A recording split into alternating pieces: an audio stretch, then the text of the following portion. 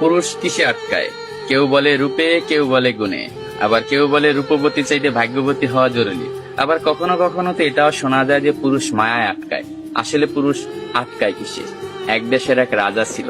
তার এত ধন সম্পত্তি থাকা সত্ত্বেও তার জীবনে মনে হচ্ছে ভালোবাসার অভাব। তাকে একা একা বোধ হচ্ছে।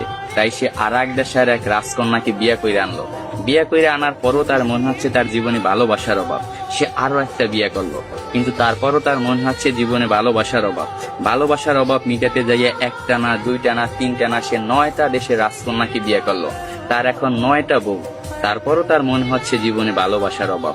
এট লাস্ট সে তার প্রধান দাসীর প্রেমে পড়ে গেছে। 9টা বউ থাকা সত্ত্বেও রাজা যখন দাসীর প্রেমে পড়ে গেল, এটা সমাজ মায়া নিল না।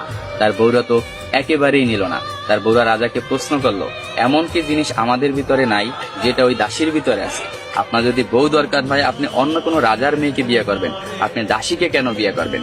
তখন রাজা বলল, 9টা বউ থাকা সত্ত্বে আমি রাজা হইয়া দাসীর কেন প্রেমে পড়লাম, এটা শুধু আমি তোমাকে না, পুরো বিশ্বকে দেখাবো। এটার জন্য আমি কালকে বড় একটা অনুষ্ঠানের আয়োজন করা হবো। ওই অনুষ্ঠানে আমি প্রমাণ করাই দেব আমি রাজা হইয়া কেন দাসীর প্রেমে পড়লাম।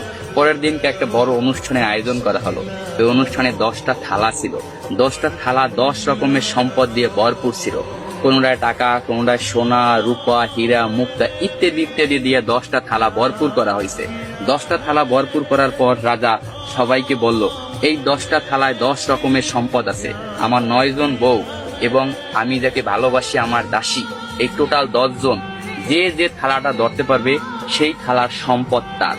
এই কথা শোনার সাথে সাথে তার যে 9টা বউ ছিল দৌড়াইয়া যাইয়া এক একজনে এক একটা থালা ধরলো, কিন্তু তার যে দাসী সে দাঁড়াই ছিল, সে কোনো প্রকার থালা ধরলো না। তখন রাজা প্রশ্ন করলো তার দাসীকে, কি হলো, তুমি সম্পদ কেন ধরলা না? আমি তো বইলাই দিছিলাম যে যে যে থালা ধরতে পারবে সেই থালার সম্পদ তার। তখন দাসী বলল, কে বললো আমি ধরি নাই? আমি তো আমার সম্পদ ধৈরেই দাঁড়াই রয়েছি।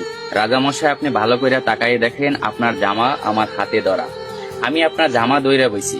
আমার কোনো ধন সম্পদ চাই না, আমি আপনাকে চাই। আমি যদি আপনাকে পাই, এরকম ধন সম্পদের আমার অভাব হবে না। আমি কিছুই চাই না, শুধু আপনাকেই চাই। আমি তাই আপনার জামা দইরা দাঁড়াই রয়েছি। তখন রাজা অস্ত হাসিতে হাইসা পড়লো এবং সবাইকে বলল, দেখো রাজদরবার বাসীরা, তোমরা সবাই দেখো, রাজার 9টা বউ থাকা সত্ত্বেও রাজা কেন দাসীর প্রেমে পড়ছিল। আসলে পুরুষ কখনো টাকা পয়সা, রূপ, যৌবনের মায়ায় পড়ে না। পুরুষ আটকে যায় নিঃস্বার্থ ভালোবাসা। পুরুষ তাই নিঃস্বার্থ ভালোবাসা। পুরুষকে যে নিঃস্বার্থ ভালোবাসবে, পুরুষ তারই হবে, শুধুই তার।